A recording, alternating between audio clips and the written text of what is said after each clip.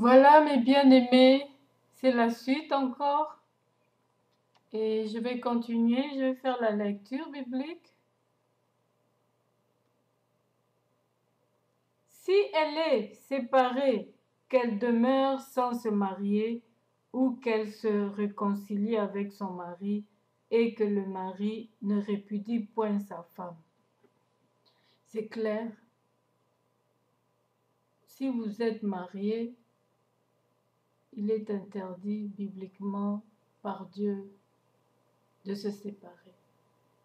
Que personne vous trompe. Ça sera un adultère.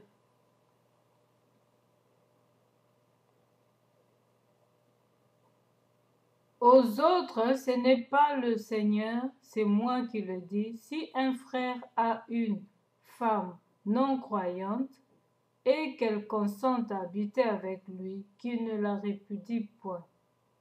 Si un frère ou une sœur croyant ou croyante qui consente à habiter avec un égaré, un païen, habitez ensemble. Mais si celui-ci ne veut plus de toi,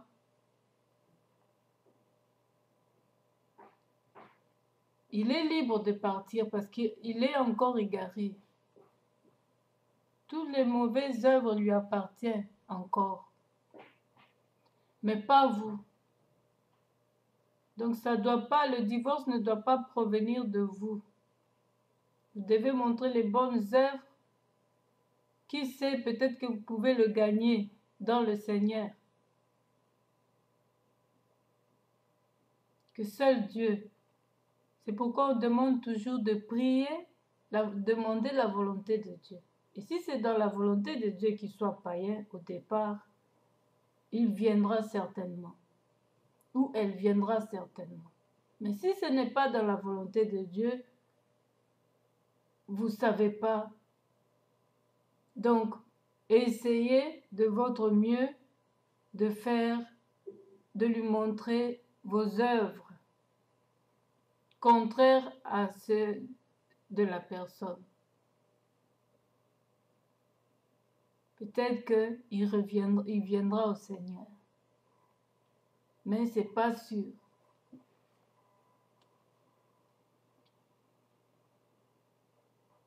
Et si une femme a un homme non croyant et qu'il consente à habiter avec elle, qu'elle ne répudie point son mari. Nous venons d'en parler. Car le mari non croyant est sanctifié par la femme et la femme non croyante est sanctifiée par le frère. Autrement, vos enfants seraient impurs, tandis que maintenant, ils sont purs. Oui. À partir de vous, croyante ou croyant, votre femme devient sanctifiée, se sanctifie.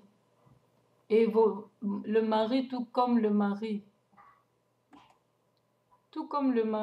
et vos enfants se sanctifient à partir de vous, car il est écrit aussi, si tu crois en Jésus, toi et ta famille, vous serez sauvés.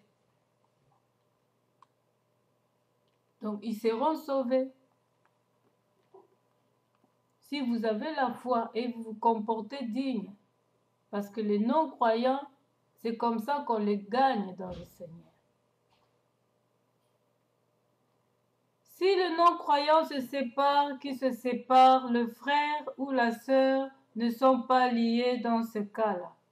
Dieu nous a appelés à vivre en paix.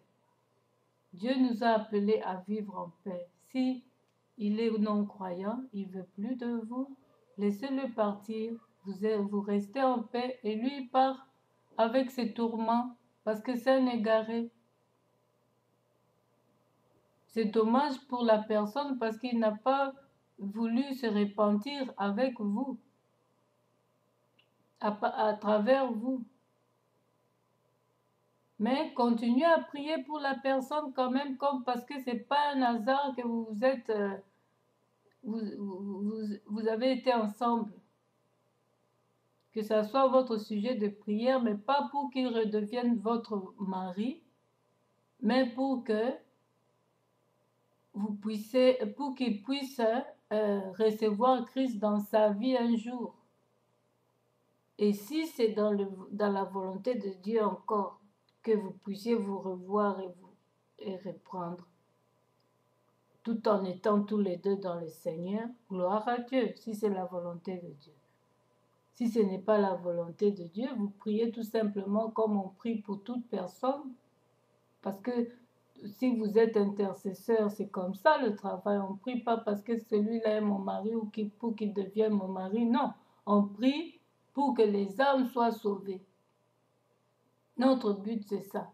Ce n'est pas pour intérêt personnel ou quoi. Car, que sais-tu, femme, si tu sauveras ton mari, ou que sais-tu, mari, si tu sauveras ta femme? Donc c'est ça, on ne sait pas. On ne sait pas si ils seront sauvés à travers nous ou pas. Et s'ils veulent partir, ils n'ont qu'à partir. Ils sont dans leur camp. Dans leur camp, c'est comme ça. Ils viennent, ils font passer le temps de fornication, ils font tomber les enfants de Dieu, ils s'en vont. C'est comme ça leur but. Vous, en tant qu'enfant de Dieu, n'ouvrez pas la porte à ça. C'est pourquoi il est conseillé aussi de chercher entre vous, de vous choisir entre vous, enfants de Dieu. Mais d'un côté, la Bible nous demande aussi de ne pas les refuser, de ne pas refuser les égarés pour le mariage, dans le sens d'essayer de le gagner en Christ. Mais qui va subir maintenant dans le mariage, c'est vous seul. C'est pourquoi il faut toujours demander la volonté de Dieu. Voilà pour le Corinthien. Et il y a un passage qui nous dit dans Genèse, chapitre 2, verset 24. C'est pourquoi l'homme quittera son père et sa mère et s'attachera à sa femme et ils deviendront une seule chair.